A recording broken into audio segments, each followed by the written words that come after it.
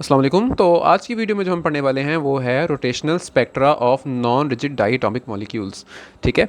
अब जो हमारे पास नॉन रिजिड डाइटोमिक मॉलिक्यूल्स हैं इनका रोटेशनल स्पेक्ट्रा हम यहाँ पे कैलकुलेट करने वाले हैं। अब नॉन रिजिड डाइटोमिक मॉलिक्यूल्स कौन से मॉलिक्यूल्स होते हैं? ऐसे मॉलिक्यूल्स होते हैं नॉन रिजिड जिनमें बॉन्ड लेंथ चेंज हो रही हो, जिनमें दो एटम्स के दरमियान, डाइटोमिक है ना तो मतलब दो एटम्स होंगे, तो दो एटम्स के दरमियान में क्या होगा, हमारी बॉन्ड लेंथ चेंज हो रही है तो हम क्या कहेंगे, हमारे ये कौन से हैं? नॉन रिजिड डाइटोमिक मॉलिक्यूल है।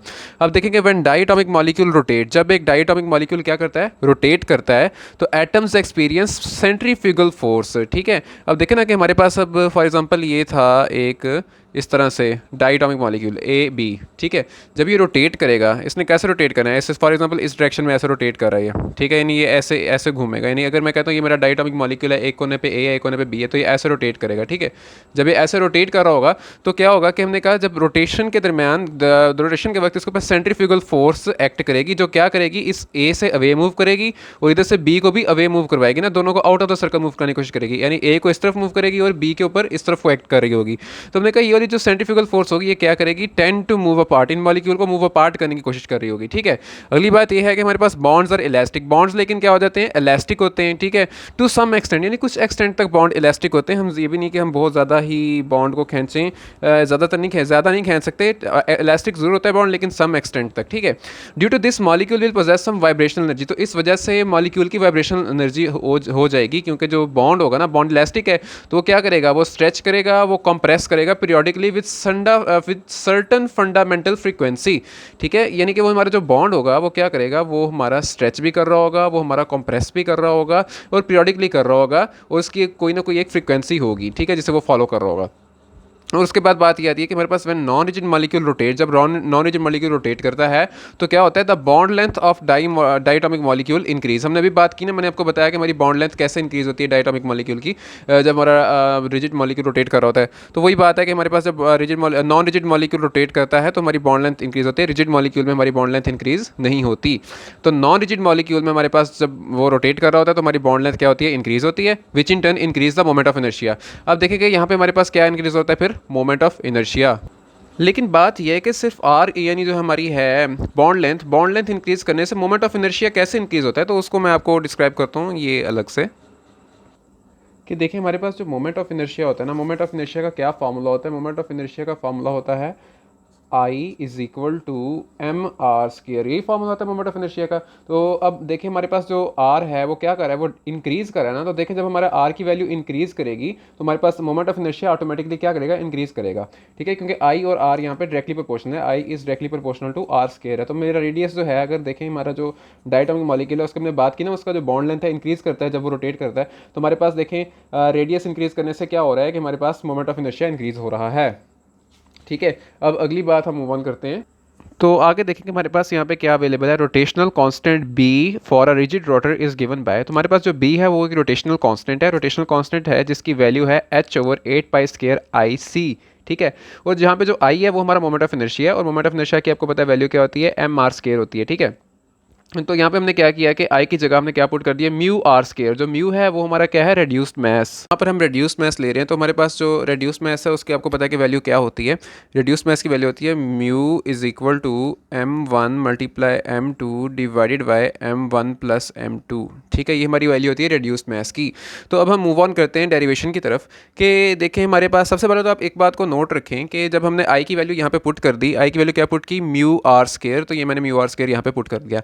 ठीक है। अब आप ये देखें कि हमारे पास जो बी है, हमारा जो रोटेशनल कांस्टेंट है वो किसके इन्वर्सली प्रोपोर्शनल जाता है, वो रेडियस के इन्वर्सली प्रोपोर्शनल जाता है। तो मैं यहाँ पे लिख लेता हूँ कि बी जो है वो मेरा इन्वर्सली प्रोपोर्शनल किसके है, रेडियस के स्केयर के। तो अब आप यहाँ से बात का ध्यान रखें कि जब हमारा रेडियस इंक्रीज होता है, यानी कि जब हमने बात की थी ना यहाँ पे हमारा रेडियस इंक्रीज होता है नॉन रिजिड डायटोमिक मॉलिक्यूल में, तो हमारा जब रेडियस इंक्रीज होता है तो हमारा ये जो बी की वैल्यू है ऑटोमेटिकली रोटेशनल कांस्टेंट क्या होता है, हमारा डिक्रीज हो जाता है। ठीक है। तो अब हम आगे मूव ऑन करते हैं कि पहले तो मैं ये बता रहा हूँ ना कि हमारे पास अगर आर जो है वो क्या करता है, इंक्रीज करता है, तो हमारा बी जो है वो क्या करता है, ऑटोमेटिकली डिक्रीज कर जाता है। अब हम इसकी मूव ऑन करते हैं डेरिवेशन की तरफ। तो आपने पढ़ा हुआ है कि हमारे पास जो रिजिड बॉडीज़ होती हैं, रिजिड बॉडीज़ में हमारी जो एनर्जी होती है, एनर्जी का क्या फॉर्मूला होता है, जो रोटेशनल एनर्जी होती है उसमें हमारा फॉर्मूला होता है E J is equal to H square over 8 pi square I J into J plus one. ये जो होती है ना, ये हमारी होती है एनर्जी रिजिड मॉलिक्यूल्स के लिए ना, जो ऐसे डायटोमिक मॉलिक्यूल जो रिजिड हो तो उनके लिए ये वाली एनर्जी होती है, ये वाला फॉर्मूला होता है। सिंस हम यहाँ पर पढ़ रहे हैं हमारे नॉन रिजिड, तो हम हमारे पास यहाँ पे एक और एक्स्ट्रा फैक्टर भी ऐड हो जाएगा, और वो एक्स्ट्रा फैक्टर क्या होता है, वो होता है -H4 यानी H⁴ divided by 32π4 I² R² F। ठीक है, और साथ में क्या लगेगा यहाँ पे J² into J plus one का square, J² into J plus one का होल स्केयर। और ये सारी जो वैल्यू होती है किसमें आती है, जूल्स में आती है, जूल्स में। ठीक है, ये हमारी एनर्जी है ना, तो हमारी जूल्स में आती है। अब ये देखें कि ये हमारा था रिजिड के लिए यहाँ तक था, लेकिन जब हमारे पास नॉन रिजिड बॉडी है तो देखें उसके साथ साथ में एक एक्स्ट्रा फैक्टर भी ऐड इसमें से माइनस करना होता है हमने।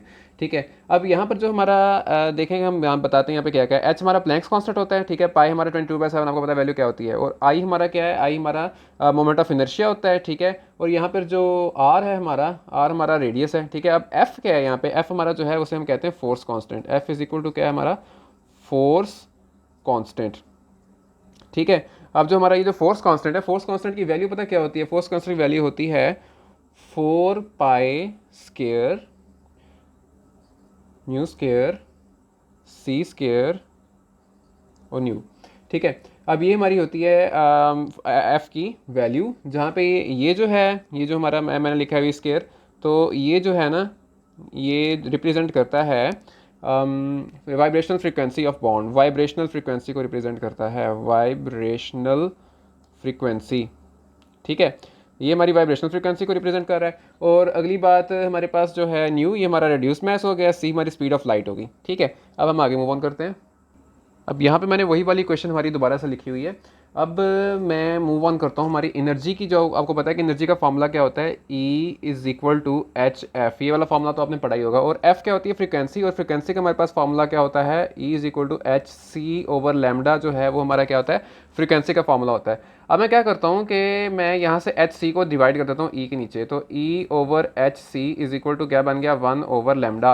और 1 ओवर लैम्डा हमारा क्या होता है, 1 ओवर लैम्डा हमारा होता है वेव नंबर, जिसे हम रिप्रेजेंट करते हैं ऐसे वेव नंबर से। ठीक है, अब ये देखें कि मैं क्या करता हूँ, अगर मैंने इसी इक्वेशन को वेव नंबर की फॉर्म में लेना है तो मैं क्या करूँगा, मैं डिवाइड करता हूँ बोथ साइड्स को एच सी से। मैं क्या करता हूँ, इस इक्वेशन की बोथ साइड्स को एच सी से डिवाइड करता हूँ, तो क्या बनेगा, E J divided by H C, और इस तरफ भी क्या आ जाएगा, h² divided by 8π² I H C J into J plus one minus H4 divided by, सारी इक्वेशन वैसे की वैसी आ जाएगी।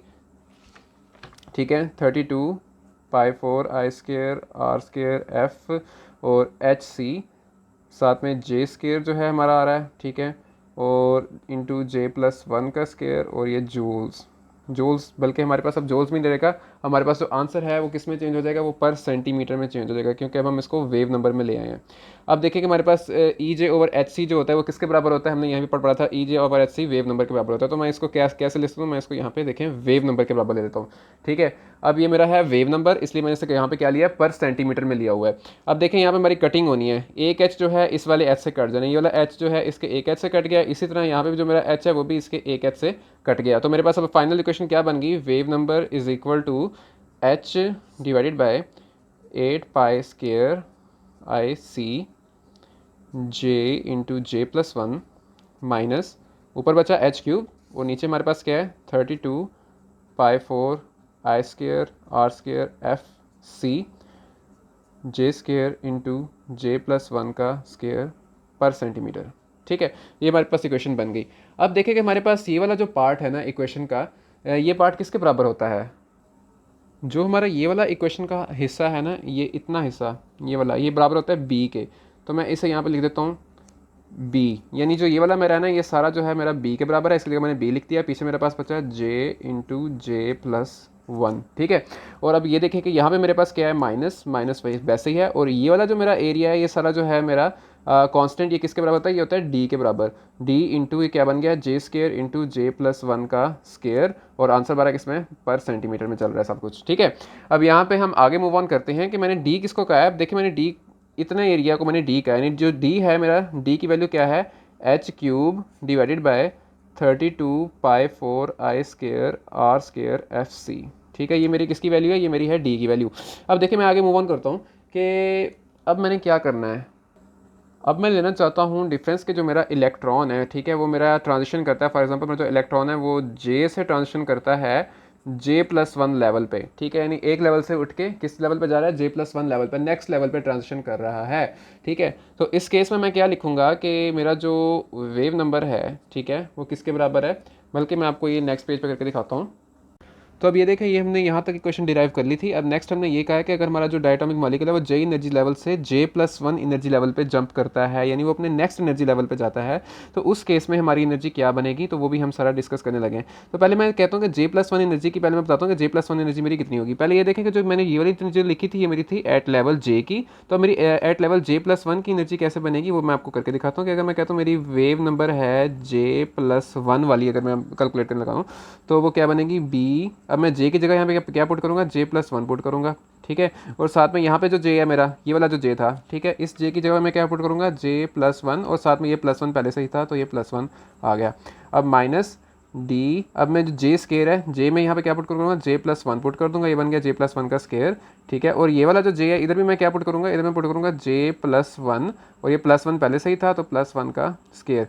ठीक है, मैंने क्या किया, हर J की जगह पे J+1 पुट किया। जिस तरह ये वाला J था इसकी जगह मैंने J+1 पुट किया, ये वाला J था J+1 पुट किया, ये वाला J था इधर भी J+1, इस वाले J की जगह पे J+1 पुट कर दिया। ठीक है, अब मैंने क्या करना, नेक्स्ट इसको सॉल्व आउट करना, तो ये क्या बनेगा, B J+1 into J+2 minus D, और ये मेरा हो गया J+1 का स्केयर, और ये क्या बन गया, J+2 का स्केयर। ठीक है, अब ये मेरे पास कौन सी इक्वेशन बन गई है, ये मेरी वेव नंबर बन गई, J+1 का वेव नंबर आ गया मेरे पास। ठीक है, अब मैंने क्या करना है, अब मैं डिफरेंस कैलकुलेट करना चाहता हूँ कि जो मेरा मॉलिक्यूल है वो जंप किया है J से J+1 लेवल पे, तो मैं क्या करूँगा, मैं wave number of J+1 level जो है उसमें से माइनस कर दूंगा wave number of J level. ठीक है, अब मैं यही चीज़ आपके सामने सारी कैलकुलेट करने लगा हूँ कि सबसे पहले मैं लिखता हूँ यहाँ पे ये वाला जो है, सबसे पहले मैं इसी को फॉलो करता हूँ, दोबारा से यहाँ पे लिख रहा हूँ wave number of J+1 level minus wave number of J level is equal to, सबसे पहले मैं J+1 वाले की इक्वेशन लिख देता हूँ, वो मेरी क्या है, B J+1 इंटू J+2। ठीक है, यहाँ तक होगी इक्वेशन।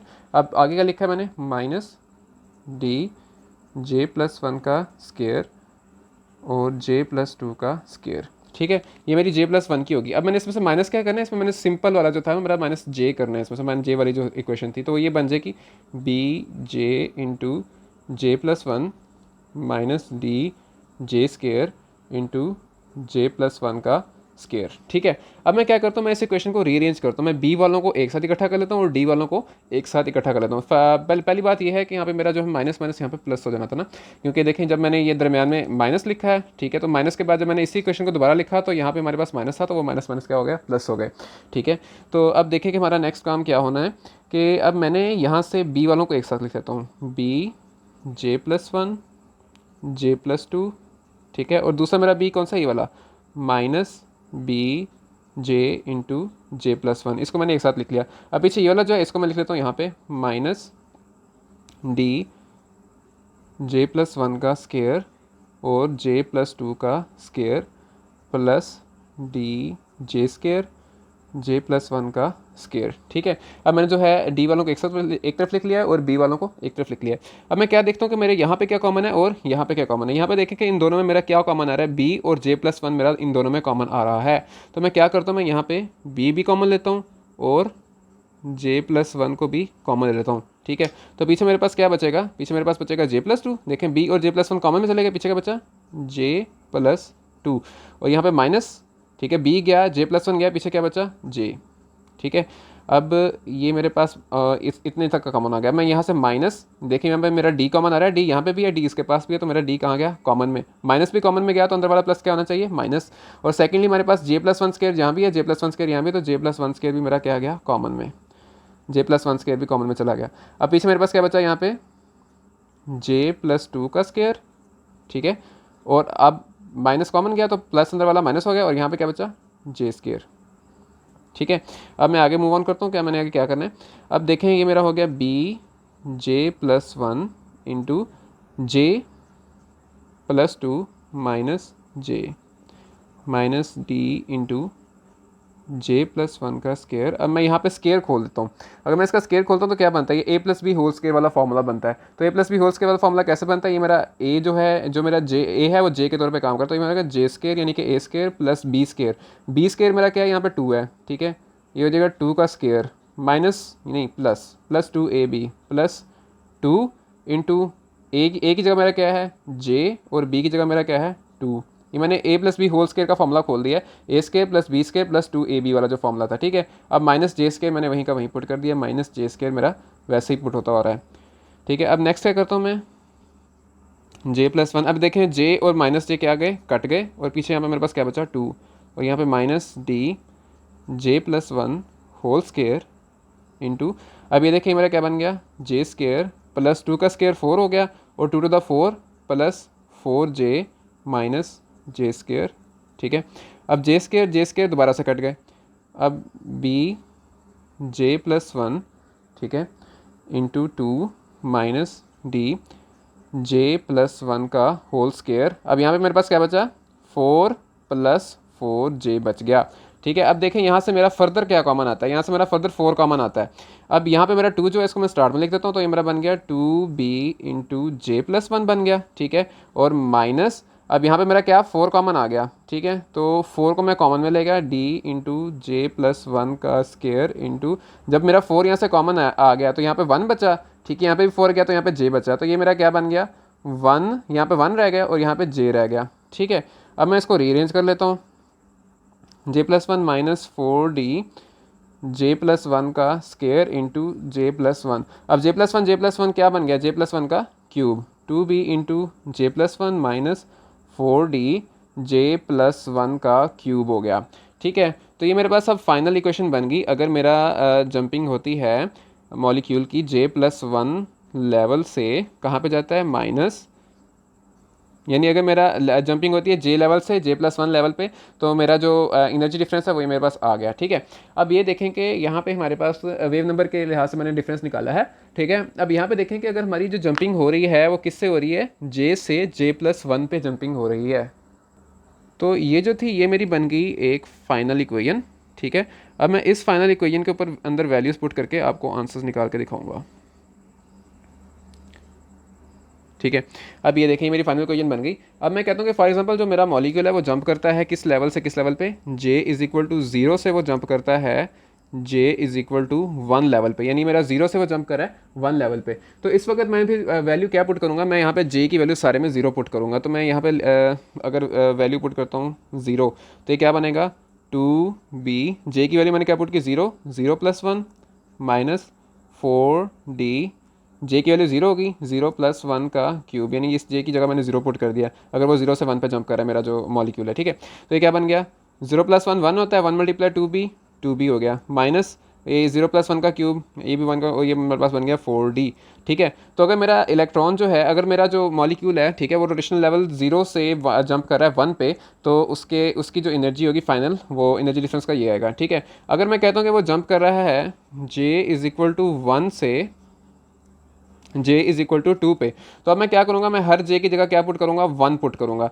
ठीक है। अब मैं यहाँ पे देख लें पुट कर देता हूँ इज़ इक्वल टू 2b। अब मैं ये देखें j की जगह क्या पुट करूँगा 1, क्योंकि 1 से उसने जंप लगाया। अब 1 प्लस वन हो गया minus 4d into 1 plus one का क्यूब, ठीक है। अब देखिए क्या बन गया 2b into 1 plus one 2 minus 4d, 1 plus one क्या हो गया 2 का क्यूब हो गया। अब देखें 2 का क्या होता है हमारा 4 होता है, तो ये क्या बन गया 4b माइनस 2 का क्यूब क्या होता है 2 टू द 4 4 टू द 8, और 8 4 का क्या होता है 32, तो ये बन गया माइनस 32d। तो ये हमारे पास आ गया कि जे इज इक्वल टू 1 से जे इज इक्वल टू 2 पे जंप कर रहा है, तो हमारे पास 4b माइनस 32d बन जाती है एनर्जी, ठीक है। ये हमने जंपिंग की भी इसकी डिस्कस कर ली है। अब ये था हमारा ओवरऑल नॉन रिजिड का स्पेक्ट्रा। अब स्पेक्ट्रा की हम अगर बात करें इसकी, ठीक है, तो स्पेक्ट्रा में देखें कि इसमें जो हमारा स्पेक्ट्रा ऑब्टेन होता है, जिसमें हमारी स्पेक्ट्रल लाइंस ऑब्टेन होती हैं, वो स्पेक्ट्रल लाइंस लो फ्रीक्वेंसी पे ऑब्टेन होती हैं हमें, ठीक है, as compare to rigid bodies, ठीक है। अब हमारे पास क्या है, हमारे पास जो नॉन रिजिड बॉडीज़ होती हैं उनमें जो हमारी स्पेक्ट्रल लाइंस ऑब्टेन होती हैं वो हमारे पास लो फ्रीक्वेंसी साइड पे ऑब्टेन होती हैं, ठीक है।